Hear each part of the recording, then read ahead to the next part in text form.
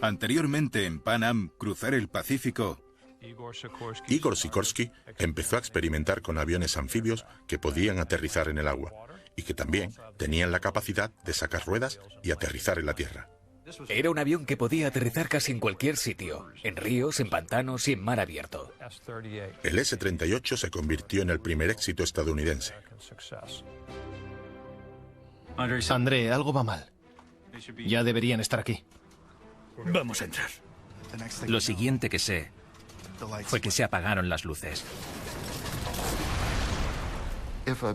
Si un avión se podía estrellar a 500 kilómetros de su ruta en un viaje de 150, ¿cómo podría cruzar los océanos? André, hay que hacer algo con la navegación. Sin la navegación por radio, Pan Am nunca podría ir por mar abierto.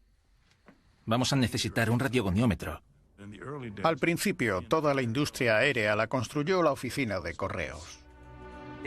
Las personas clave para este primer contrato de correo aéreo con el extranjero fueron Richard Hoyt, que tenía bastante experiencia y era rico, Hap Arnold y posteriormente su sucesor John Montgomery. Y después estaba Juan Tripp, que con 28 años acabó superando a los dos anteriores hasta ser el director de Pan Am. Juan Tripp era Pan American, imperioso, distante, arrogante y visionario. Lo curioso sobre Tripp es que no quería hacerse rico, sino conquistar el mundo.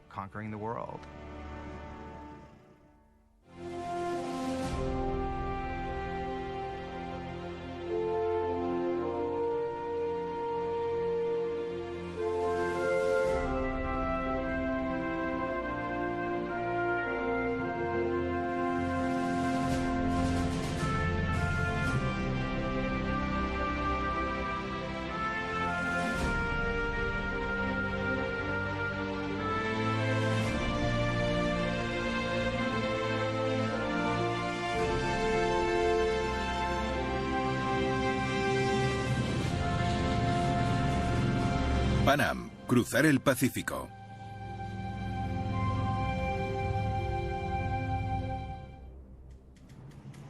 Episodio 2. Laboratorio Latino. A finales de 1927, el presidente de Pan Am, Juan Tripp, se encontraba justo donde él quería. Tras haber conseguido la primera ruta de correo aéreo con el extranjero de Key West, Florida, hasta La Habana, Cuba, ahora tenía ventaja sobre todas las futuras rutas aéreas internacionales de Estados Unidos. El mundo estaba en sus manos. Tripp pronto descubrió que el ámbito internacional planteaba muchos más retos que el despiadado mundo de la aviación nacional en el que había fracasado. En las rutas aéreas, Estados Unidos no se enfrenta a pequeñas aerolíneas independientes. Nuestros rivales son grandes sistemas nacionales de transporte aéreo con el poder y el prestigio de sus gobiernos. Muchos gobiernos de Europa Occidental estaban invirtiendo generosamente en aerolíneas estatales realmente capacitadas para llegar a ser un tipo de aerolínea única, dirigida por el gobierno. Recibían mucho más apoyo gubernamental que el que recibía la industria de la aviación estadounidense. El dilema al que se enfrentaba Tripp era que la competencia extranjera estaba respaldada por los gobiernos, de modo que si quería entrar en el mercado, iba a necesitar ayuda de su propio gobierno.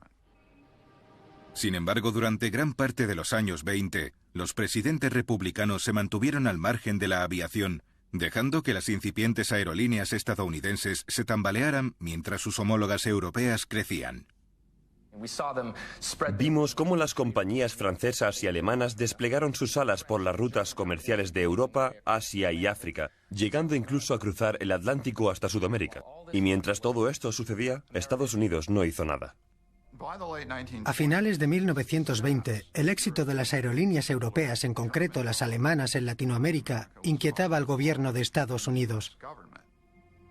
Parecía un evidente atentado contra la doctrina Monroe, idea que se remonta a James Monroe, nuestro quinto presidente.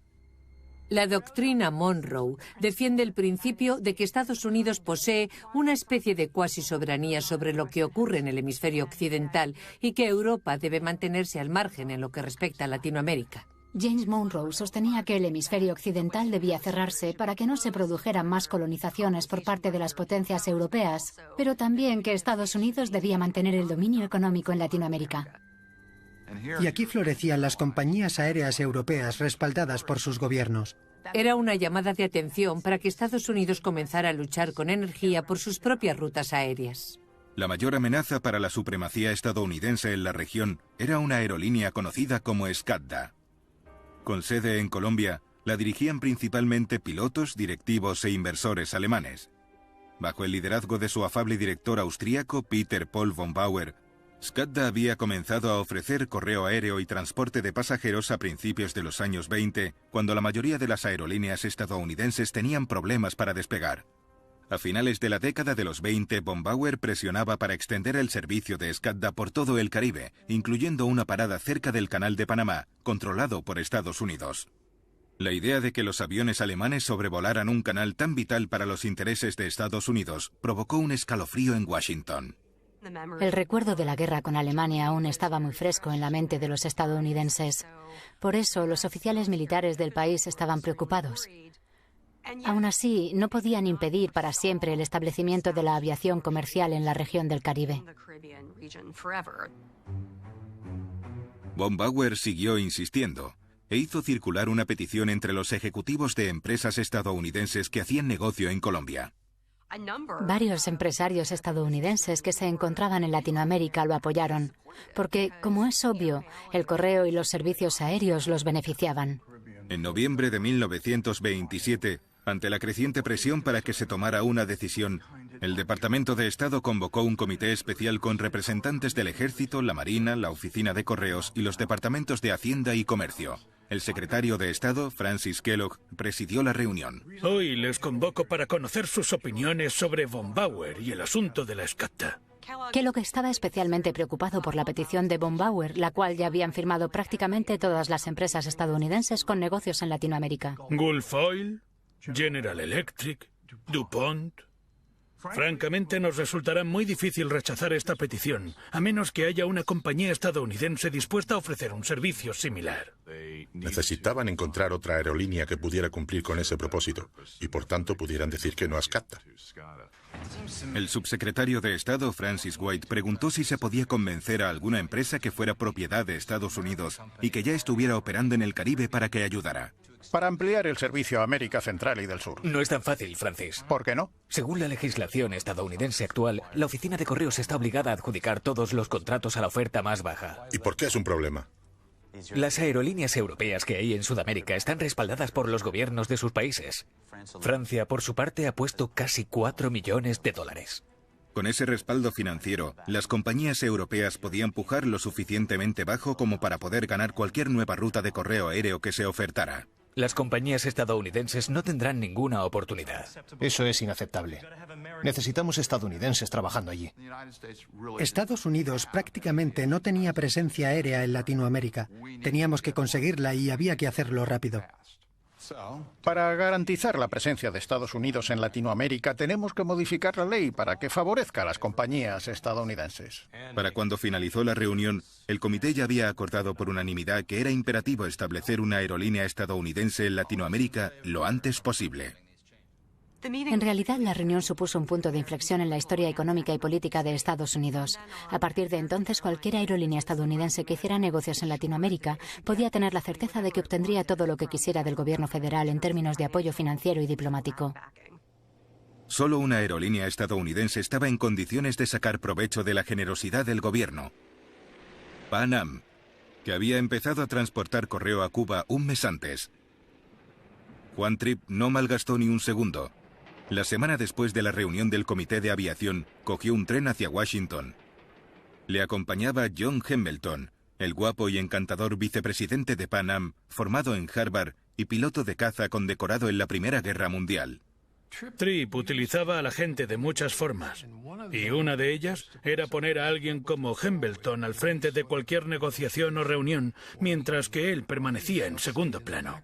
Confiando en los contactos de Tripp en Yale para abrir puertas, Hambleton se reunió en el Departamento de Estado con Francis White, el secretario de Comercio Herbert Hoover y algunos oficiales de los departamentos de Guerra y de Hacienda. Para poder expandirnos por el extranjero, vamos a tener que construirlo todo nosotros solos. Mientras tanto, Tripp se reunió con el asistente del jefe de correos, Irving Glover, para instarle a que fijara una tarifa de correo aéreo lo suficientemente alta como para que el servicio internacional fuera rentable. $1 por kilómetro es lo máximo que estoy dispuesto a pagar. Nuestros inversores jamás aceptarán eso. Tiene que hacer que nos merezca la pena económicamente expandirnos más allá de Estados Unidos. A principios del año siguiente, el Congreso aprobó la Ley de Correo Aéreo Extranjero, que prometía pagos de hasta $2 por kilómetro para cada vuelo de correo en el extranjero, independientemente de la carga de correo que llevara el avión. Estas fueron exactamente las condiciones que propuso Tripp. Y esa fórmula prácticamente garantizaba el beneficio del adjudicatario. La ley también eliminaba el requisito de que los contratos de correo aéreo se adjudicaran a la oferta más baja. No tiene que ser el ofertante más bajo, sino el que de verdad pueda servir al mejor interés del país. Y ese cambio fue fundamental. Permitía al gobierno de los Estados Unidos elegir a la aerolínea que quisiera. En poco tiempo, el Comité de Aviación, presidido por Francis White, compañero de Tripp en Yale, ayudó abiertamente a Pan Am. El gobierno no había actuado solamente para mantener a SCADA y a otras aerolíneas extranjeras fuera de Latinoamérica. Había seleccionado a la aerolínea que sería su representante en la región. Desde entonces, Pan Am fue un instrumento elegido de forma eficaz por Estados Unidos en el mundo de la aviación. Esa primavera, la oficina de correos anunció la nueva ruta de la zona del canal y un mes después adjudicó el contrato al único ofertante, garantizando a Pan Am más de $1 millón en ingresos extra al año. La familia Stettinius de clase alta podía seguir teniendo recelos sobre el joven que cortejaba a Elizabeth, pero no se podía negar ahora que Juan Tripp tenía un negocio. En junio de 1928, Juan y Betty se casaron en la finca de los Stettinius, en Long Island. Llegaron 800 invitados en un yate privado y alquilaron autobuses desde la ciudad. Tripp había encontrado en Betty una compañera cuya personalidad chispeante compensaba su reticencia. Era una mujer muy cariñosa. Siempre hacía que los demás se sintieran muy bien, porque los colmaba de atención. Mi madre era muy callada, pero era un pilar fundamental para papá. Siempre recordaba los nombres de todos, mientras que a él se le daba fatal. Juan Tripp no le daría ni la hora a alguien que no fuera importante para él y para sus negocios. Papá no era una persona sociable. Imponía un gran respeto, porque tenía mucha seguridad en sí mismo. Pero mi madre era muy sociable. Mientras él era tranquilo, callado y terco, ella era efusiva y sensible. Ella era la mejor parte de Juan Tripp. Atentamente, JTT. Asegúrese de que sale con el correo de hoy. Sin tiempo para la luna de miel, Tripp volvió al trabajo al lunes siguiente. Con el aumento de pasajeros necesitamos ampliar la línea de La Habana. E hizo trabajar a sus empleados a un ritmo agotador. Vamos a añadir un vuelo a la 1 de la tarde y otro de vuelta. John. Había que preparar nuevos horarios y ofertas. Necesitaremos un S-38. Contacta con la oficina de Sikorsky y que te lo entreguen. Había que comprar más equipamiento y trazar nuevas rutas. Hacía que sus secretarios trabajaran en el despacho hasta medianoche, escribiendo a máquina la correspondencia del día siguiente, sin tan siquiera dar las gracias. Era frío y bastante distante. Por eso el personal se sorprendió cuando, unos días antes de la Navidad de 1928, Tripp mandó a alguien a buscar unos refrescos, repartió cheques de bonificación y comenzó a hablar sin dirigirse a nadie en particular. Como concluimos nuestro primer año, me gustaría decir unas palabras sobre nuestro futuro. Vamos a recorrer la costa oeste de Sudamérica y la costa este. Después cruzaremos el Atlántico y luego el Pacífico. Vamos a dar la vuelta al mundo. Y lo miraron como si estuviera loco. ¿Esta pequeña aerolínea?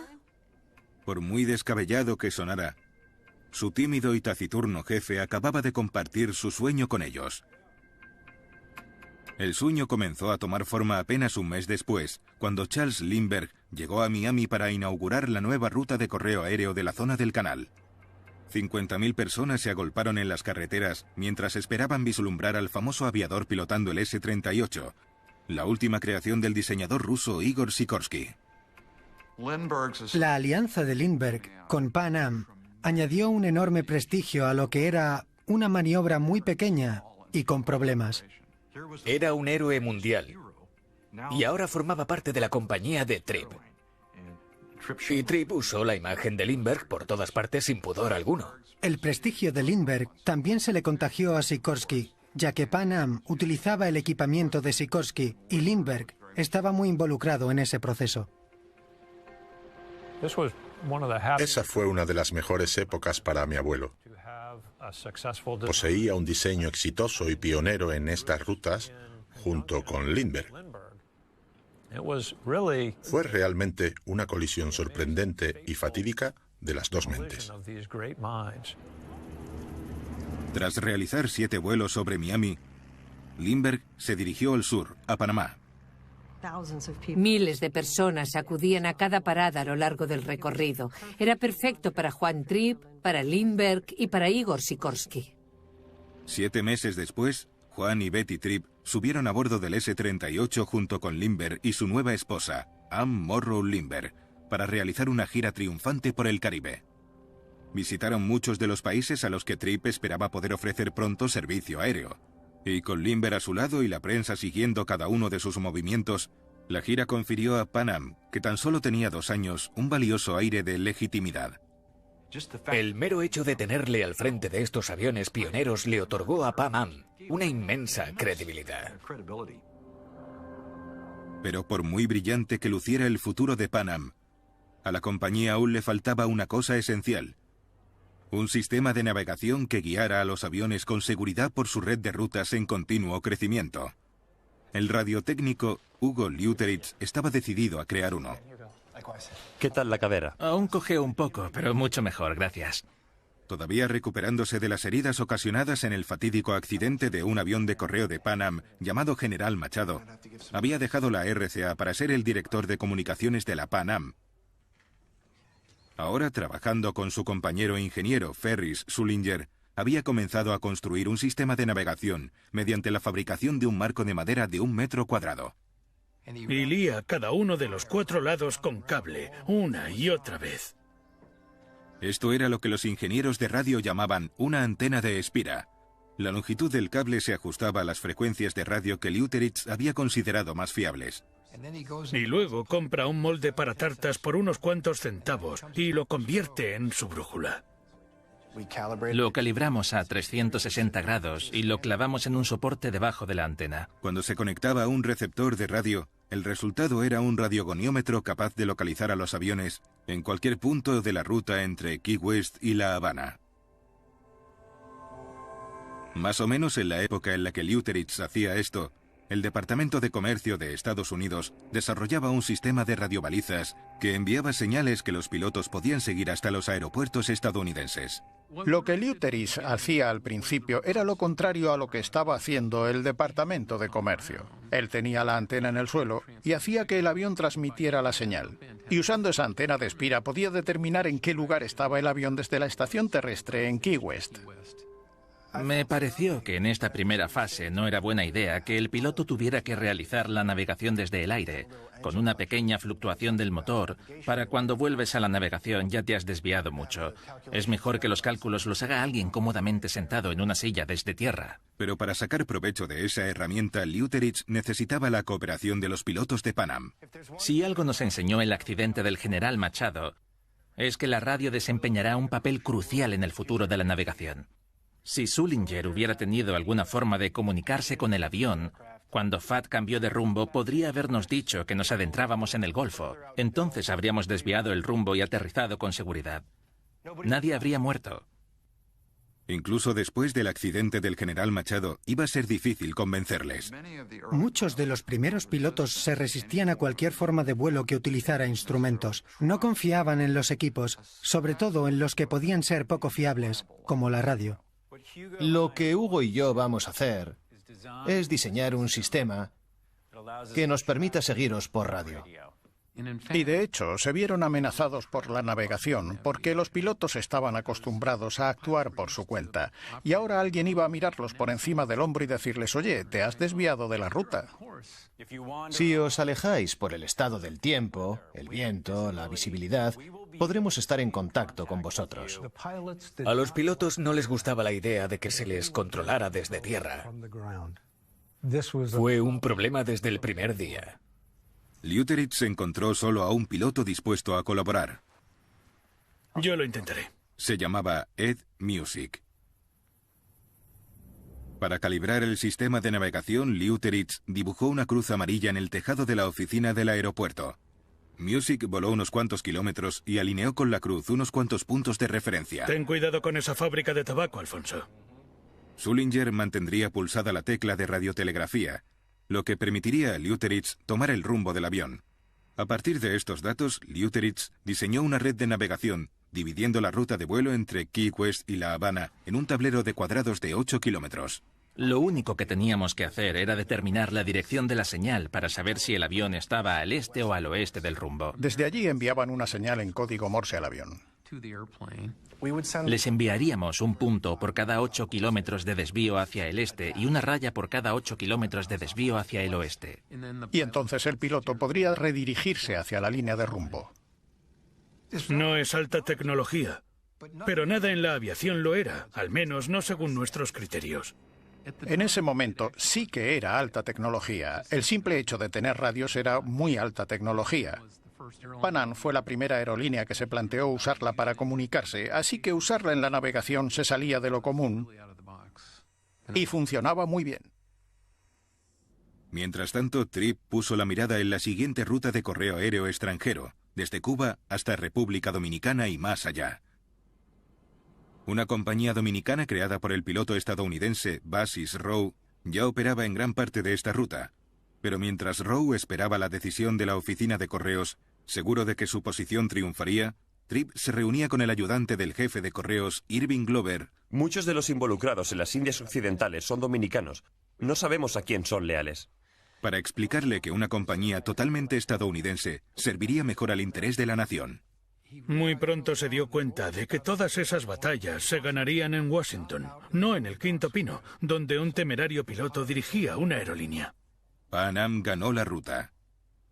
Mientras desarrollábamos una aerolínea en las Indias Occidentales, dijo Rowe con arrepentimiento, nuestros rivales estaban ocupados en la tarea mucho más importante de hacer presión en Washington.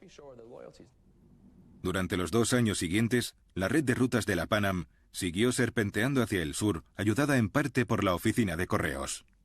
Glover le permitió estar al tanto de las ofertas de los rivales. Necesito salir un momento. Hoy la gente diría que era una confabulación entre una empresa y el gobierno. Y realmente lo fue.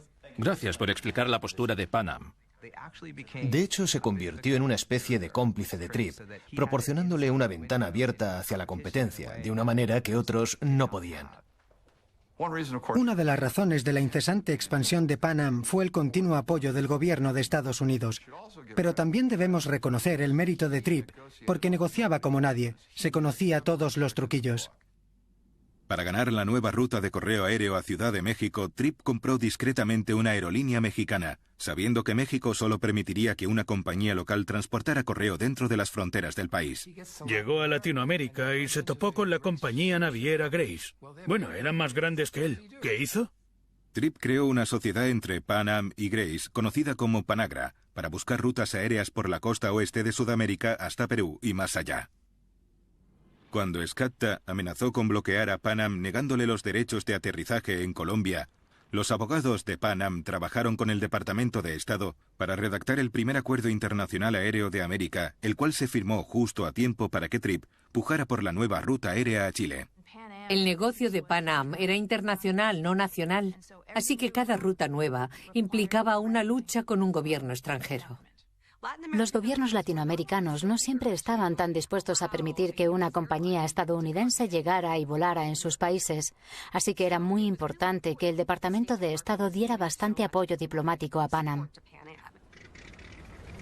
Cuando un rival amenazaba con pujar menos por la ruta de Perú y Chile, Tripp organizó la entrega de una carta de bienvenida del presidente de Perú al recién elegido presidente de Estados Unidos, Herbert Hoover, durante su gira de buena voluntad por Latinoamérica.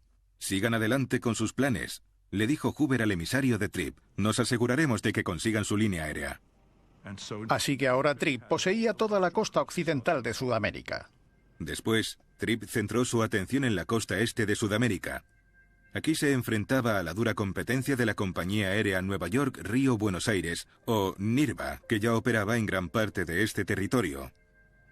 Cuando se adjudicaron los contratos de correo aéreo extranjero para esa parte del mundo, pensaron, oye, nosotros estamos en posición de ventaja. Pero NIRBA había invertido mucho para establecer el servicio, sin contar con los ingresos necesarios de correo aéreo para cubrir los gastos.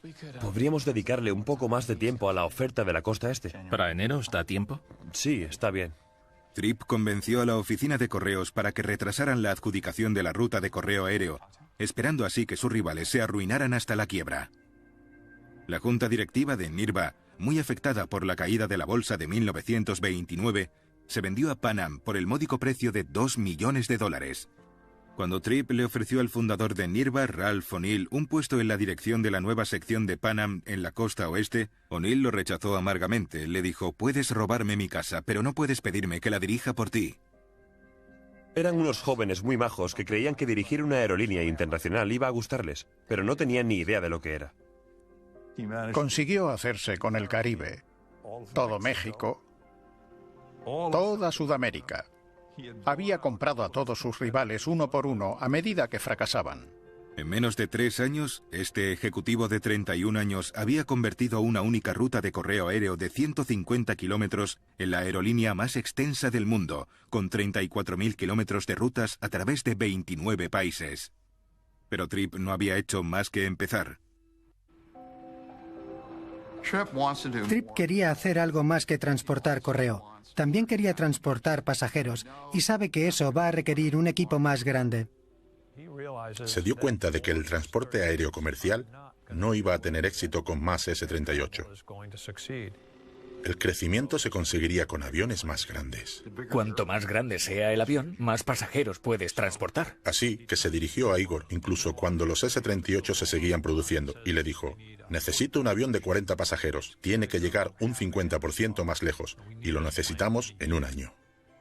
Si había alguien a quien Tripp pudiera pedirle eso y que fuera capaz de conseguir tal avance en un año, era claramente Sikorsky.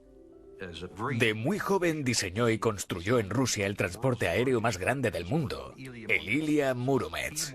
Así que él, más que nadie, estaba cualificado para responder a la petición de Juan Tripp. Sikorsky se ajustó al apretado calendario de Tripp y basó su próximo avión, el S-40, en lo que ya sabía.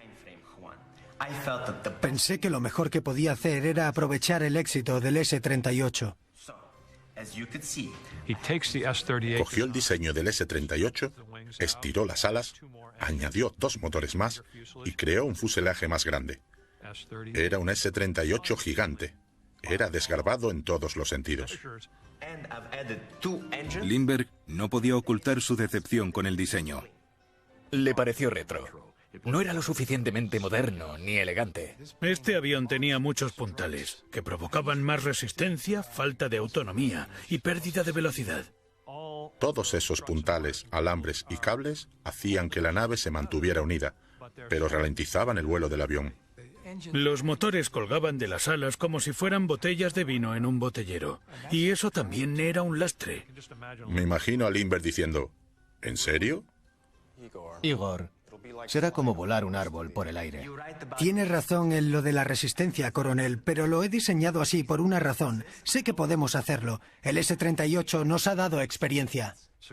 El propio Sikorsky hablaba del arte de lo posible.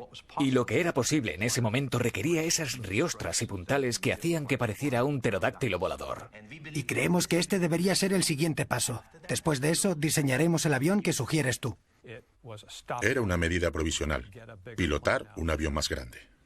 Vale, pero no más de 2 aviones. ¿Para cuándo puede estar? Podemos tener el primero listo para octubre. Al encargar el S-40, el primer gran hidroavión de Estados Unidos, Tripp no solo se consolidó como comprador de aviones para su aerolínea, sino que también fomentó su desarrollo y diseño. De hecho, fue uno de los primeros en dirigirse a los fabricantes de aviones con especificaciones sobre lo que quería que hicieran. Él no les decía, ¿qué tenéis para mí?, sino esto es lo que quiero. Eso era algo totalmente nuevo en el sector de la aviación. Que yo sepa, ninguna aerolínea había mandado construir un avión con esos fines. El S-40 se construyó en la nueva planta de Sikorsky en Stratford, Connecticut. La señora Herbert Hoover lo bautizó el Día de la Hispanidad de 1931 y entró en servicio en las rutas sudamericanas de Pan Am. No era un avión rápido, tampoco demasiado eficiente, pero podía transportar por aire a 40 personas desde Miami hasta Río de Janeiro en 6 días. Lo cambió todo. Podía llevar suficientes pasajeros como para ganar dinero. Tripp llamó al avión American Clipper en recuerdo de los veloces veleros que transportaban mercancía estadounidense al extranjero a principios del siglo XIX. Tripp desde el principio se centró en la marina y cuando empezó a imaginarse sus propios aviones quiso llamarlos Clippers. Le encantaba la idea de los Clippers, que habían sido los buques de vela más rápidos de todos los océanos. Desde entonces, todos los nuevos aviones de Pan Am llevarían el nombre Clipper y toda la tripulación vestiría unos uniformes blancos o azules que recordaban a los marineros. La temática marítima se trasladó al interior de los aviones, donde había salvavidas colgados en las paredes. Eran el capitán y el primer oficial, no el piloto y el copiloto, quienes estaban tras los mandos. Y los auxiliares de vuelo de hoy eran camareros, como a bordo de un barco. Los auxiliares con sus uniformes llamaban todos a bordo. Las campanas repicaban a cada hora, como si fuera un barco. El S-40 introdujo un nivel de lujo que, por supuesto, nunca se había visto en ningún tipo de avión. Los pasajeros se sentaban en sillones acolchados. Había tableros de backgammon, una sala de fumadores en la parte trasera del avión y manteles de lino con pesados cubiertos de plata. Pan Am fue una de las primeras aerolíneas en ofrecer comida durante el vuelo. Y era comida caliente, porque Tripp se dio cuenta de que los aviones no podían llegar muy lejos si no alimentaban a los pasajeros. Los elegantes Clippers se convirtieron en un icono de la cultura popular de los años 30, tan atractivos que las multitudes se amontonaban en la terminal Dinner Key de Pan Am en Miami solo para ver cómo aterrizaban y despegaban los aviones. A lo largo de los años 20 y de los años 30, los estadounidenses tuvieron una especie de pasión por la aviación, pero no porque viajaran en avión. La mayoría de los estadounidenses no se había subido a un avión en su vida. Solo una pequeña minoría estadounidense podía permitirse volar, pero la aviación era un fenómeno popular en la cultura estadounidense. Incluso los vuelos comerciales regulares eran un espectáculo público y la gente iba al aeropuerto a mirar. El S-40 era el avión que Pan Am necesitaba para servir a toda Sudamérica. 4 motores, una autonomía de 1.400 kilómetros y capacidad para 40 pasajeros, 5 veces más que el S-38. Para ocupar esos asientos, Tripp lanzó una campaña publicitaria para convencer a la gente de que los aviones no solo servían para los viajes de negocios. Pan Am fue una de las primeras aerolíneas estadounidenses en promover el turismo aéreo como nueva forma de viajar. Hasta ese momento, la industria turística sudamericana había dependido por completo de los barcos. Sí, podías tardar días en llegar hasta allí, pero habías viajado rodeado de lujo, habías viajado con estilo. La gran ventaja de la aviación era la velocidad. Podías llegar a tu destino más rápido. Tripp hizo algo extraordinariamente inteligente. Vendía velocidad, pero también lujo, comodidad, la sensación de la misma y refinada elegancia de la que disfrutaban los pasajeros de los barcos, pero llevada a las cabinas de sus aviones. El departamento de publicidad de Pan Am contrató artistas para que crearan pósteres, por ejemplo, con esas magníficas y coloridas imágenes de los lejanos destinos y con un bonito avión en una esquina. En los pósteres de Pan Am de finales de los años 20 y 30, veías el hidroavión de Pan Am con los edificios de la vieja Habana a un lado. Y muchas veces, abajo en el océano, aparecía un transatlántico, como diciendo, Sí, puedes coger un barco, pero ¿no prefieres subirte en un hidroavión de Pan Am y viajar de la forma más lujosa y moderna? Pero la jugada promocional más brillante de Tripp fue su colaboración con la cinematográfica RKO Radio Pictures en un musical de Hollywood. Volando hacia Río de Janeiro se recuerda hoy sobre todo por un motivo. Los actores Fred Astaire y Ginger Roger formaban la segunda pareja de la película. Y fue su primera aparición como pareja de baile. Volando hacia Río de Janeiro era una especie de espectáculo musical banal típico de la época de la Gran Depresión, repleto de mujeres que caminaban y bailaban por las alas del avión. Pero la película también es una magnífica ilustración de cómo Hollywood y las aerolíneas colaboraban para promover los intereses estadounidenses en el extranjero en los años 30. El hombre detrás de la película fue Merian C. Cooper, jefe de producción de RKO Radio Pictures. Este expiloto de la Primera Guerra Mundial y miembro de la junta directiva de Pan Am estaba decidido a cambiar la opinión de la gente sobre los vuelos. Así que mientras producía la que sería su película más famosa, estrenó varias películas de aviación, entre las que se incluía una protagonizada por la joven Katharine Hepburn en el papel de la aviadora Amelia Earhart. En 1932 le envió un telegrama a Tripp para proponerle a Pan Am trabajar con su estudio en un musical sobre el enlace aéreo entre el norte y el sur de América. Con Volando hacia Río de Janeiro, Tripp y Cooper utilizaron el cine para ayudar al nuevo presidente de Estados Unidos a lanzar una política exterior diseñada para rehacer la imagen del tío Sam en Latinoamérica. A lo largo de los años 10 y 20, Estados Unidos había intervenido militarmente en los países de Latinoamérica en numerosas ocasiones. Las personas mayores recordaban la guerra de 1898. Recordaban que Estados Unidos había intervenido en Panamá, en República Dominicana, en Nicaragua. Latinoamérica aún le tenía mucho recelo a Estados Unidos. Cuando Franklin Roosevelt tomó posesión de su cargo a principios de 1933, estaba decidido a crear un nuevo acercamiento hacia Sudamérica.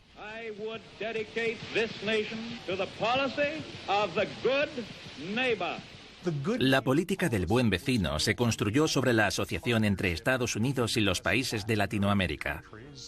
Estados Unidos seguiría siendo la potencia dominante en el hemisferio, pero su poder no se basaría en la fuerza militar. No íbamos a volver a los viejos tiempos de los porrazos, íbamos a ser mucho más diplomáticos, más orientados al comercio. En uno de sus anuncios, Pan Am se describió como el buen vecino que llama todos los días. Y en ese sentido, Pan Am encajaba con la nueva imagen diplomática de Estados Unidos en Latinoamérica.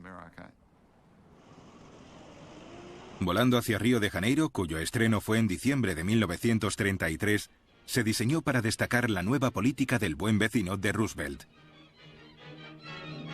Se hizo sobre la idea de que Río de Janeiro era una ciudad bulliciosa y exótica, un lugar apasionante que visitar. Han vuelto las sombras. Los villanos eran ejecutivos europeos que se entrometían en los asuntos de Latinoamérica. No sucederá esa contingencia. Se tomarán medidas. ¿Puede casar personas legalmente? Bueno, sí, si son tan tontos de pedirlo. Vale. Y la película terminaba de forma simbólica con la boda del protagonista estadounidense, interpretado por Jean Raymond, y la protagonista latina, interpretada por Dolores del Río.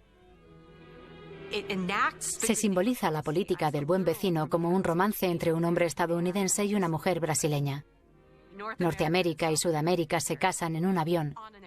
Y no en un avión cualquiera, sino en un American Clipper. El mensaje político era inequívoco. Norteamérica y Sudamérica podían vivir en armonía con la ayuda de Pan Am. Volando hacia Río de Janeiro también fue una poderosa herramienta comercial que hizo llegar a millones de aficionados al cine los mensajes que Pan Am esperaba transmitir. Volar en avión es seguro. El transporte aéreo es fiable, es elegante, tranquilo y suave. y se asocia a las personas que llevan vidas emocionantes. Funcionó. Pese a que las cifras de la época de la Gran Depresión eran aún bajas, Pan Am tuvo casi un 50% más de pasajeros el año después de que se estrenara la película que el año anterior. Pero aún teniendo toda Latinoamérica en su poder, Tripp seguía insatisfecho.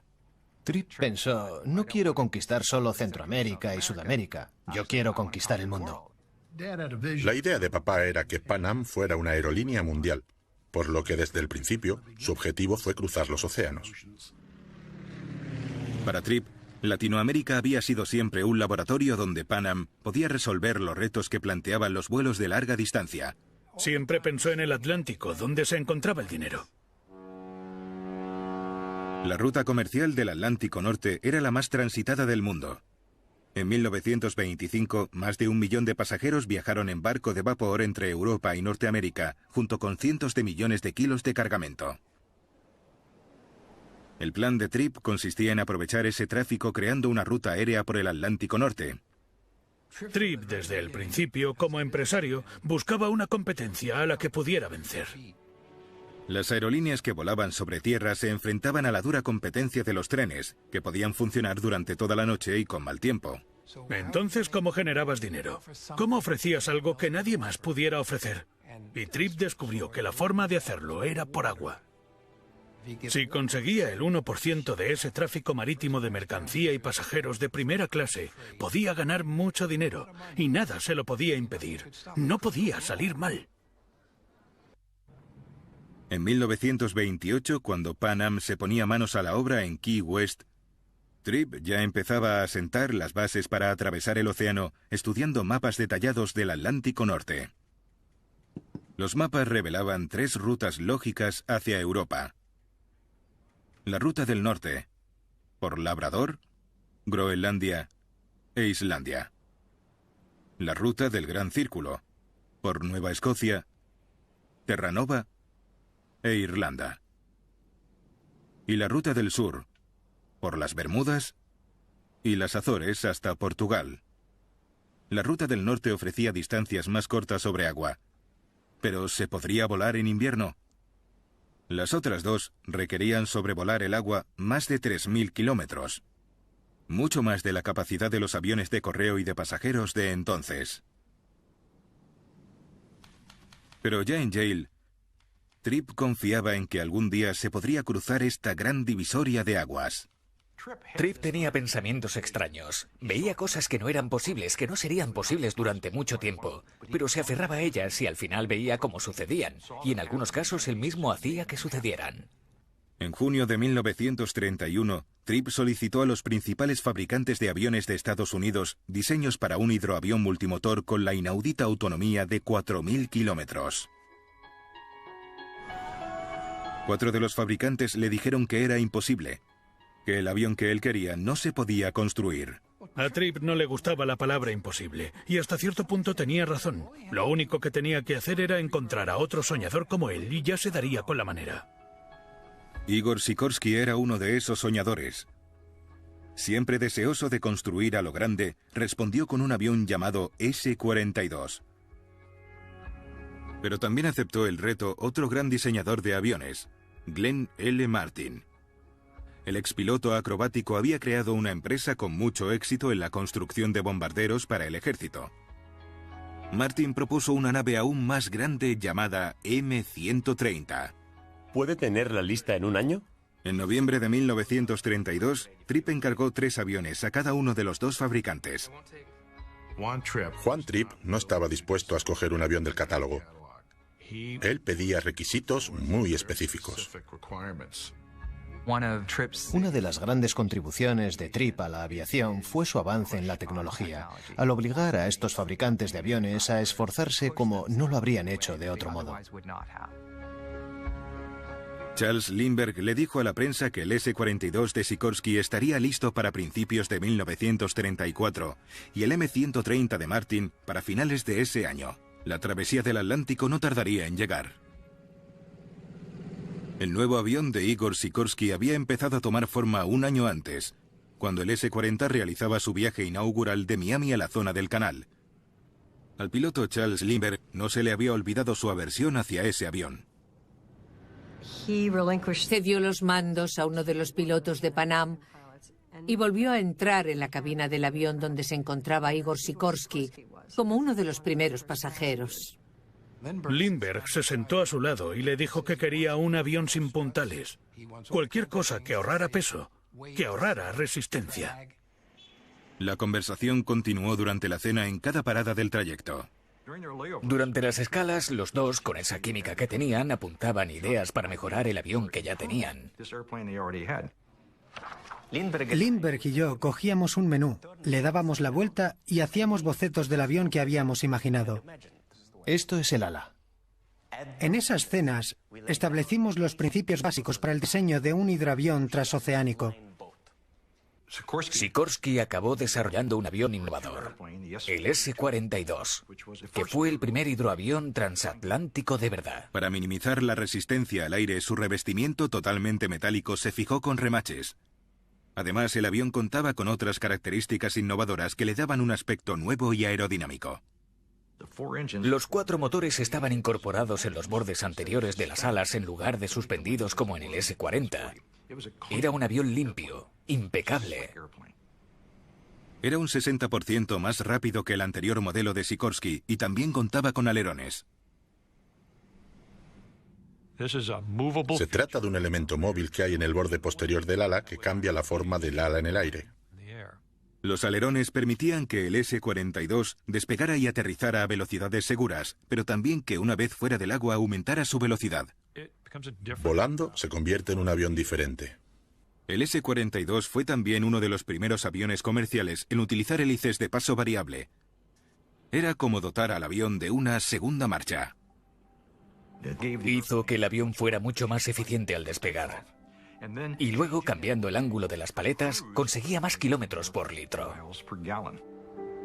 Sikorsky realizó la primera prueba del avión en marzo de 1934. Nuestro piloto de pruebas hizo rodar la gran nave con cuidado por el río hasta el estrecho de Long Island.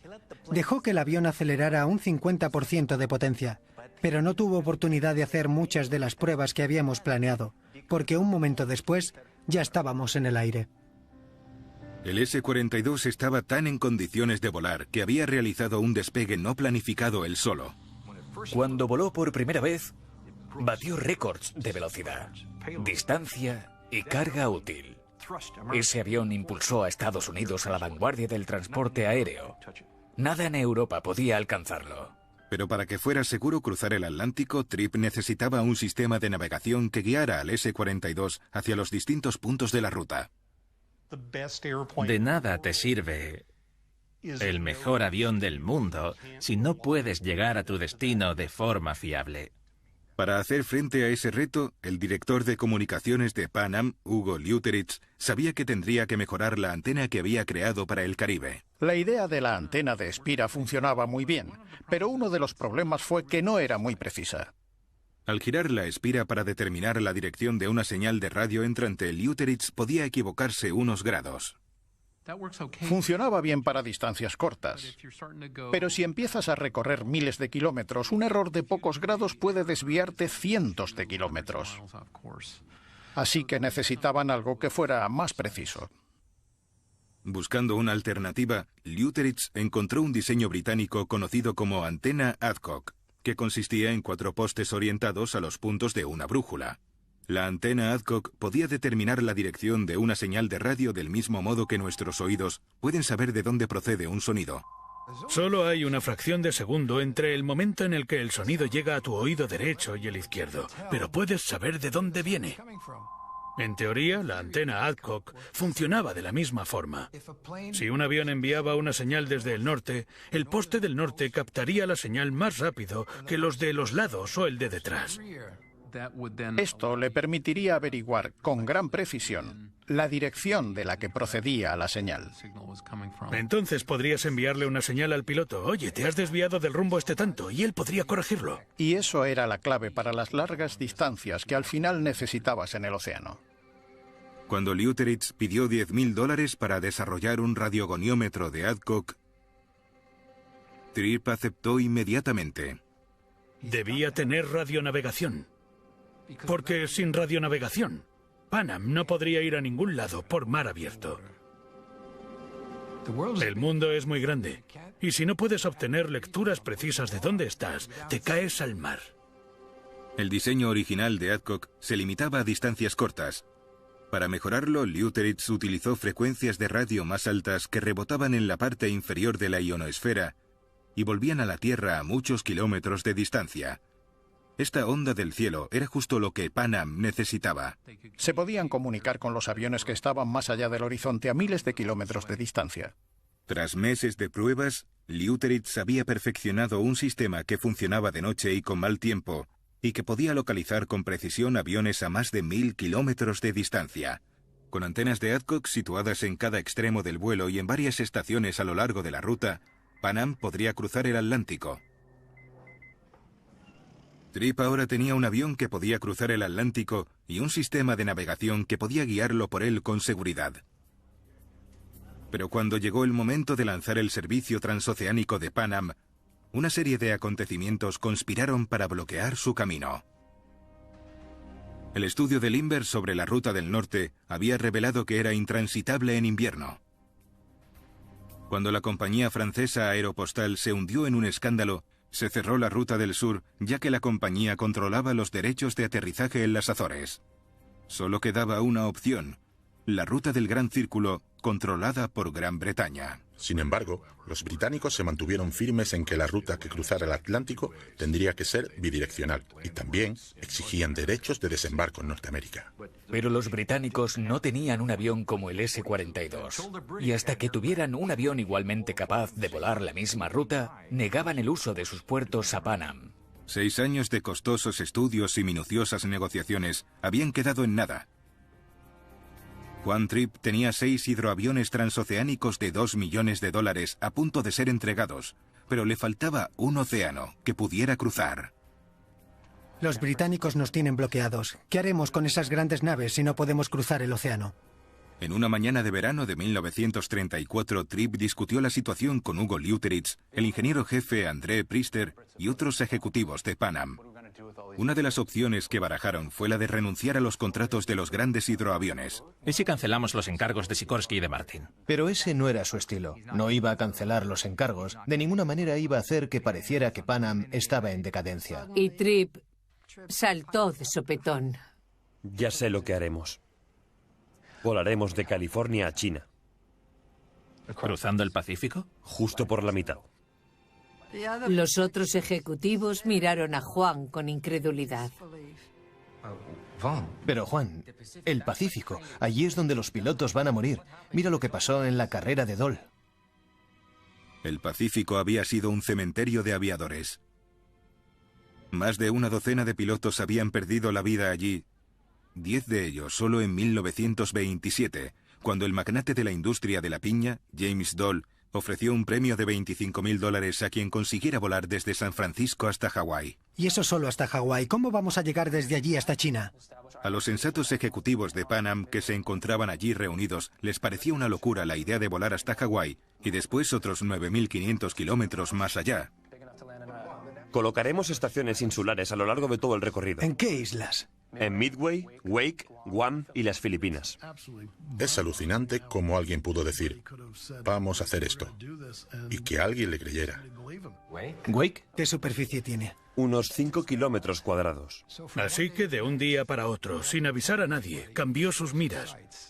Dejó de lado Europa por el momento y se centró en el Pacífico. Juan, ¿y los retos de la navegación? Si te pierdes, no hay nada a miles de kilómetros. Para eso desarrollaste el sistema de Adcock. Eso sí, lo hizo sin consultar a su junta directiva ni a ningún experto que le pudiera asegurar si era factible o no. Pero el S-42 no puede recorrer los 4.000 kilómetros hasta Hawái. Aún no tenía ningún avión disponible para hacerlo. No tenía estaciones oceánicas donde pudiera aterrizar. Ni siquiera contaba con el permiso para hacerlo. Pero no tenemos ni idea de cómo será el tiempo allí arriba. Pues entonces colocaremos estaciones meteorológicas, como hicimos en Sudamérica. Aún así lo anunció. Era clásico de Tripp. Podemos conseguirlo. Próximamente en Pan Am, cruzar el Pacífico Cuando Tripp anunció su plan de cruzar el Pacífico, no faltaron las críticas que explicaban por qué era demasiado peligroso. Hay que recorrer casi 4.000 kilómetros y no hay nada más que agua. Mucha gente pensaba que no se podía hacer. Pero Juan Tripp no. Le gustaba apostar y se estaba jugando todo lo que tenía. La albufera estaba repleta de corales. Cualquiera de ellos podría rasgar el casco del hidroavión. No podías aterrizar en esa albufera. No había otra opción. No había ningún campo alternativo en miles de kilómetros a la redonda. Aún no hay señal de ellos. Los vientos en contra eran violentos. Era como una mano que sostenía el avión en medio del océano. Y llegaban 1 hora tarde y 2 horas tarde. ¿Cuánto tiempo puede permanecer en el aire? Era una gran aventura que posiblemente podía terminar de forma desastrosa. Nadie lo sabía aún.